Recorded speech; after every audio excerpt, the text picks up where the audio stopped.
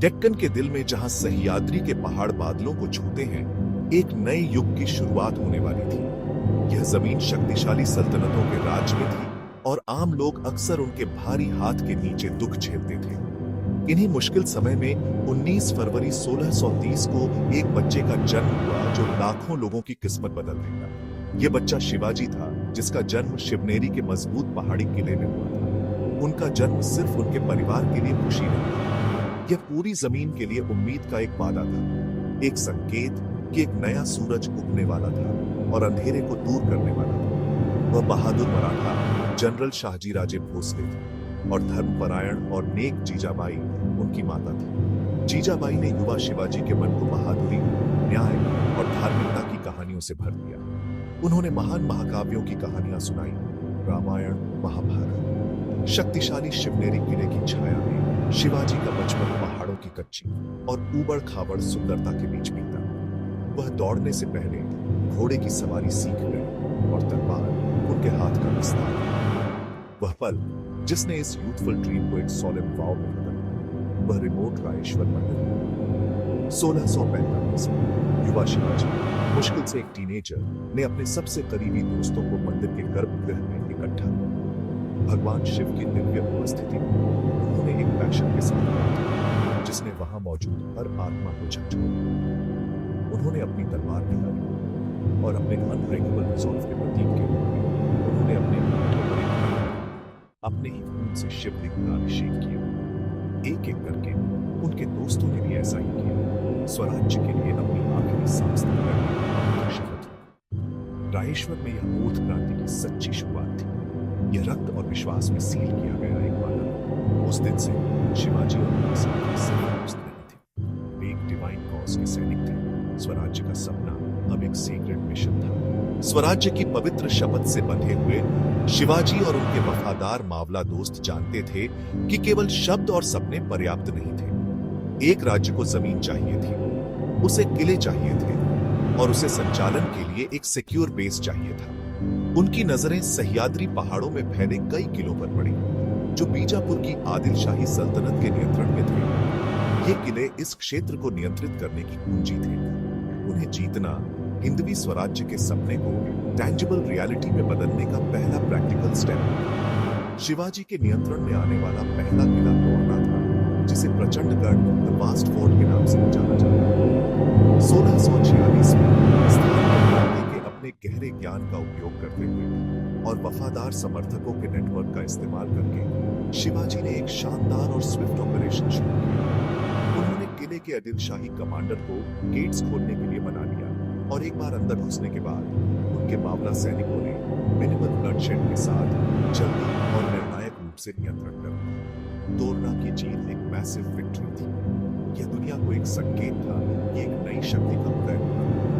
किले की मुरम्मत के समय शिवाजी के आदमियों को सोने के सिक्कों का एक हिडन ट्रेजर मिला, जिसे उन्होंने देवी भवानी का आशीर्वाद माना। शिवाजी ने इसे अपने लिए नहीं बल्कि अपनी ग्रैंड विजन को फंड करने के लिए इस्तेमाल किया।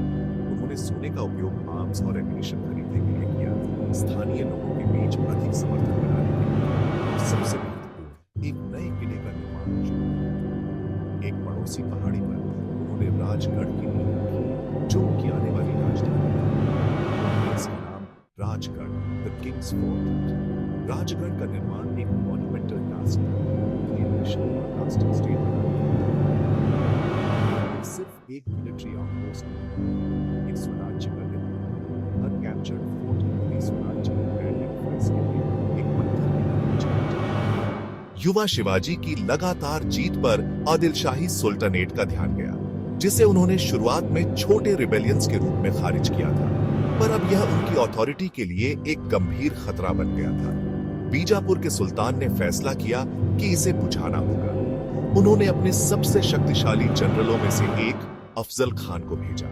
खान एक जायंट ऑफ अ मैन थे, जो अपनी क्रूएल्टी और रिबेलियंस को आयरन फिस्ट से कुचलने के लिए जाने जाते थे। खुले दरबार में उन्होंने दावा किया कि वह शिवाजी को पकड़ लेंगे, डेड और अलाइव।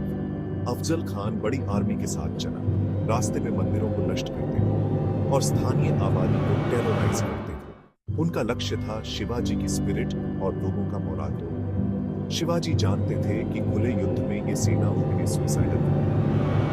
खेल के नियम बदलने का निर्णय। वह प्रतापगढ़ के घने जंगलों और खड़ी पहाड़ियों में पीछे हटे। वहां कैवलरी और कैनन्स इनफेक्टिव साबित हुए। उन्होंने अफजल खान को डरने और सरेंडर करने का संदेश भेजा। अफजल खान एरोगेंट और ओवर कॉन्फिडेंट प्राइवेट मीटिंग के लिए सहमत हुआ। शिवाजी किसी भी ट्रेचरी के लिए तैयार थे। उन्होंने अपना बचाव मजबूत किया। उन्होंने चेन मेल आर्मर पहना। उनके पास छुपा हुआ वाघ नख, टाइगर क्लॉक्स और एक हिडन डैगर छिपा रखा। दोनों टेंट में मिले। ऊंचे खान ने शिवाजी को गले लगाया और हमला किया। खान ने हिडन डैगर से वार करने की कोशिश की, पर आर्मर ने शिवाजी को बचाया। बिजली की गति से शिवाजी ने वाघ नख खान के पेट में घुसा दिए और डैगर से वार किया। ठीक उसी क्षण रीअरेंज सिग्नल दिया। छिपी हुई सेनाएं कनौजी जेठे जैसे कमांडर्स के नेतृत्व में बाहर निकली। उन्होंने अनसस्पेक्टिंग और लीडरलेस बीजापुरी सेना बनाई। प्रतापगढ़ का युद्ध मराठों के लिए एक कंप्लीट और स्टनिंग विक्ट्री था। प्रतापगढ़ में शानदार जीत ने शिवाजी को दक्कन में एक बड़ी शक्ति के रूप में स्थापित किया। लेकिन अब एक बहुत बड़ा और अधिक ऊंचे दुश्मन सामने आया। शक्तिशाली मुगल साम्राज्य, जिस पर सम्राट औरंगजेब का शासन भेजा। 1663 की अप्रैल की एक अंधेरी रात में 400 चुने हुए सैनिकों के एक छोटे से बैंड के साथ शिवाजी ने एक वेडिंग प्रोसेशन के रूप में डिस्गाइज्ड अपने बचपन के घर के घर को मार और छिपे हुए घोड़े को जानते। शिवाजी अपना स्विफ्ट और कंज्यूम किया उसको एक स्टैंडर्ड शास्त्र शिवाजी की तलवार और जबकि खान भागने में कामयाब रहा, उसने इस प्रक्रिया में अपनी आगरा से और इंजीनियरिटी का एक टेस्टमेंट है। शिवाजी महाराज की महानता सिर्फ उनके मिलिट्री जीनियस या युद्ध के मैदान पर उनकी स्ट्रैटेजिक ब्रिलियंस तक सीमित नहीं था। जिस चीज ने उन्हें वास्तव में अलग खड़ा किया और उन्हें एक लेजेंडरी फिगर बनाया, न्याय, समानता, धार्मिकता। हालांकि अपने धर्म के प्रति उनकी भक्ति कभी दूसरों के प्रति इंटॉलरेंस में नहीं बदली। एक ऐसे युग में जब रिलीजियस परसिक्यूशन आम था, शिवाजी महाराज ने एक ऐसा शासन स्थापित किया जहां सभी धर्मों को सम्मान और आदर के साथ देखा जाता था। उनकी सेना उनके राज्य की बैकबोन इन इंक्लूसिव प्रिंसिपल्स का एक सच्चा प्रतिबिंब थी। जबकि यह मुख्य रूप से मराठों से बनी थी, इसने सभी समुदायों के सैनिकों का स्वागत किया, जिसमें बड़ी संख्या में मुसलमान भी शामिल थे, जिन्होंने उच्च पदों पर काम किया। उनके शासन के सबसे डिफाइनिंग एस्पेक्ट्स में से एक महिलाओं के प्रति उनका गहरा और अटूट सम्मान था।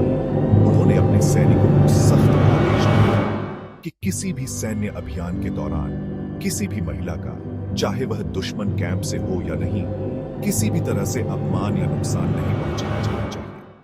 एक प्रसिद्ध घटना है जहां उनके सैनिकों ने कल्याण के मुगल सूबेदार की सुंदर बहू को पकड़ लिया और उसे एक पुरस्कार के रूप में उनके सामने पेश किया। उसे स्वीकार करने के बजाय शिवाजी ने अपने आदमियों को डांटा और उस महिला के साथ अत्यधिक सम्मान के साथ व्यवहार किया, जैसे कि वह उनकी अपनी मां हो। उन्होंने उसे पूरी एस्कॉर्ट और सम्मान के साथ उसके परिवार के पास वापस भेजने की व्यवस्था की। प्रसिद्ध रूप से टिप्पणी करते हुए कहा, काश मेरी मां भी इतनी सुंदर होती तो मैं भी इतना हैंडसम होता। वह आम लोगों के भी राजा थे, खासकर किसानों के, जिन्हें वह राज्य की बैकबोन मानते थे। उन्होंने लैंड रेवेन्यू सिस्टम में सुधार किया, यह सुनिश्चित करते हुए कि कर फेयर और किसानों का करप्ट लैंडलॉर्ड्स या ऑफिशियल्स द्वारा शोषण न हो। उन्होंने ड्राउट या फैमिन के समय किसानों को सहायता प्रदान की, उन्हें उभरने में मदद करने के लिए बीज और पेशकश की। 1674 के जून की 6 तारीख उनके राज्य की राजधानी रायगढ़ किले में एक मैग्निफिसेंट सेरेमनी पूरे भारत से स्कॉलर्स और प्रीस्ट्स को इस ग्रैंड इवेंट में आमंत्रित किया गया था। सेक्रेड हिम्स के जाप और अपने लोगों की थंडरस अपलॉज के बीच शिवाजी को औपचारिक रूप से अपने राज्य में घोषित किया गया। उन्हें छत्रपति की उपाधि दी, जिसका अर्थ है शाही छाते का स्वामी, सर्वोच्च संपन्नता। राज्याभिषेक भारतीय इतिहास में एक मोमेंटस इवेंट था। ये फॉर्मल डिक्लेरेशन था कि न्याय और सुशासन के सिद्धांतों पर एक नई शक्ति स्थापित हो गई। छत्रपति के रूप में शिवाजी ने विजडम और शासन करना चाहते थे। उन्होंने अष्टप्रधान परिषद स्थापित की, जो राज्य के शासन छोटे शासन शक्तिशाली